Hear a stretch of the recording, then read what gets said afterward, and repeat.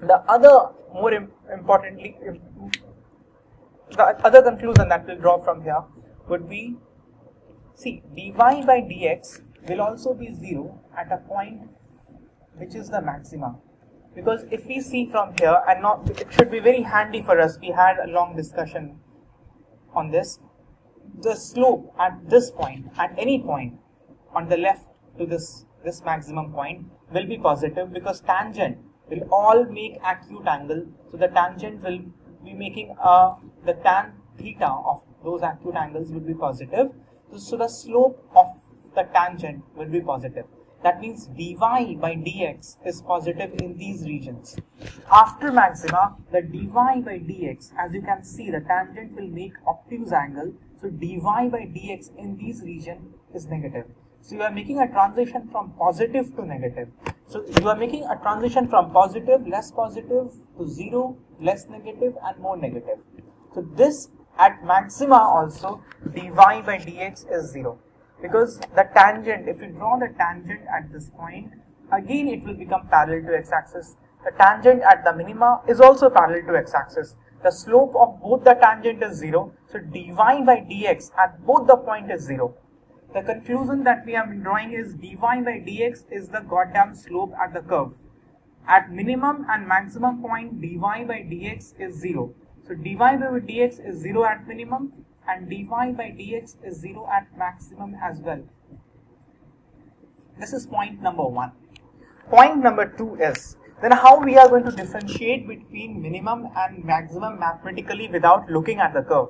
We have an expression, and we need to find whether at a given point the expression has a maximum value or it has a minimum value. For example, suppose we have an expression like x to the power 4 by 4 minus x squared by 2. We have an expression like this. Now we want to find whether at a given point it is maximum or minimum.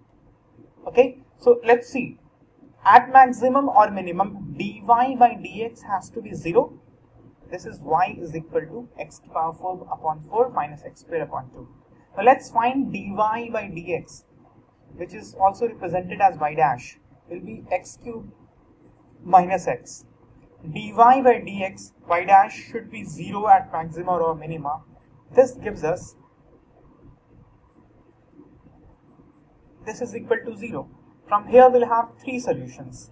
Either x is equal to 0, or x is equal to 1, or x is equal to minus 1. At all these 3 points, dy by dx is 0. Now whether at x is equal to 0 it's a maxima or a minima, we don't know yet. So there should be a method of finding out that after dy by dx has been found out to be 0 at a particular point, whether that point is a maxima or minima, because it has to be either maxima or minima, unless the function is a constant function. Because if you have something like this, then the function value is not increasing, then also dy by dx will be 0, because tangent at all the points is in fact parallel to x-axis. So the slope of the tangent is 0, dy by dx is nothing but the slope of the tangent.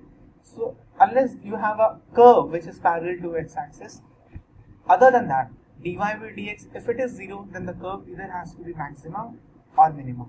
Now, in case of minima, the transition is from negative to positive, the slope of the tangent. That means the dy by dx was negative before the minima point, and after the minima point it is positive. For the maxima, it's the other way around. Before the maxima, dy by dx is positive, and after the maxima, dy by dx is negative. So if you look at the dy by dx, dy by dx is actually increasing. Dy by dx is increasing because dy by dx is going from negative to positive. In the case of maxima, dy by dx is decreasing because it is going from positive to negative. Okay. Now, dy by dx, see, dy by dx is the rate of change of y with respect to x. For example, at this point, as x would increase, y would also increase. But at this point, as x would increase, y would decrease. So if dy by dx is positive at a point, that means the function is going to increase at that point, after that point, because dy by dx, if the dy by dx is positive, that means dy, change in y, is same as change in x. The sign is same of dy and dx. Then only the fraction will be positive. Now we know as you go towards right, that x is going to increase towards the right.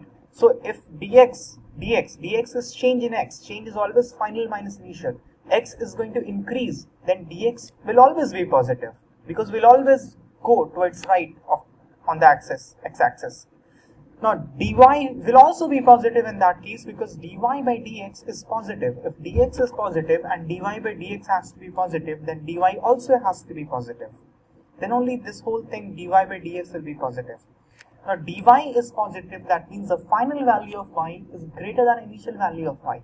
That means on the y-axis the graph is going to rise. That means the function is increasing at this particular point. That if dy by dx is positive, because we are plotting y versus x. If dy by dx is positive, that means y is increasing at that point.